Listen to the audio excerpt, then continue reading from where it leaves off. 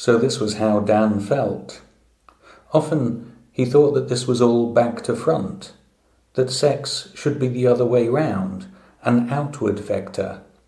He wanted sex to make him feel more outside himself, not inward-looking.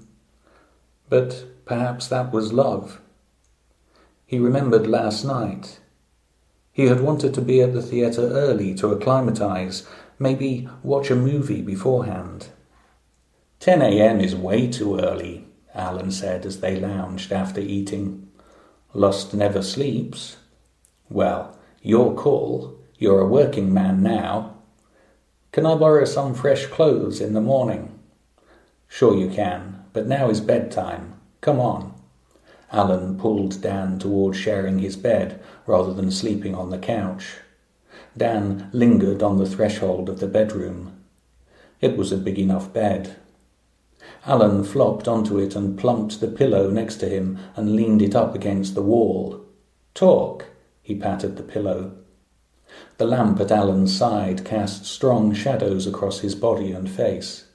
One of his eyes was a black pool beneath the shadow of his forehead, the other glittered with nuggets of gold, lamplight yellow in its deeper brown. The flat of Italy's belly had ripples, like a beach when the sea recedes. "Why are you here?" asked Alan. "In San Francisco.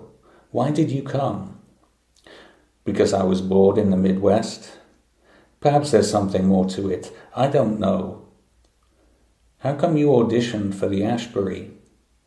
Why are you so concerned?" "I would like to know that you're okay. You'll be okay." "Is that about me or about you?" "Both, of course." Alan stretched his long eye toward Dan. Dan breathed deeply. "I guess I'm okay." "You should know so." "Why? When do you get off?" "Relax. Not everybody's here to eat you." Dan thought perhaps he should relax. "Come here." Dan thought perhaps he should go there. "Come here and be generous." Why did he feel like such a virgin?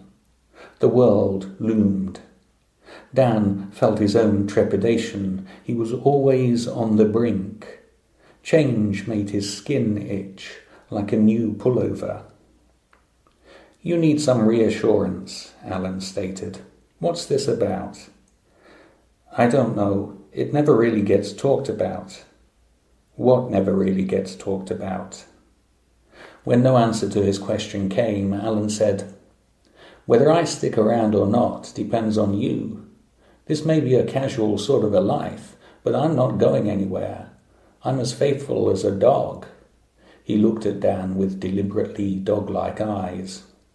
Why did he say that? But an impatient desire crackled in Dan, like an anxious diversion. Alan leaned forward.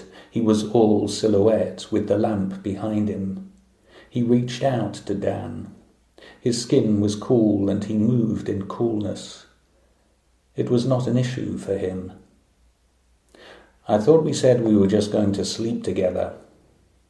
"Yeah, we were. You want to stick with that?" "I'm just putting obstacles in my way." "Uh-huh." Alan pulled back the quilt from the empty side of the bed and smoothed the sheet. "Nice and warm here." Life is very simple. Relax into what you want.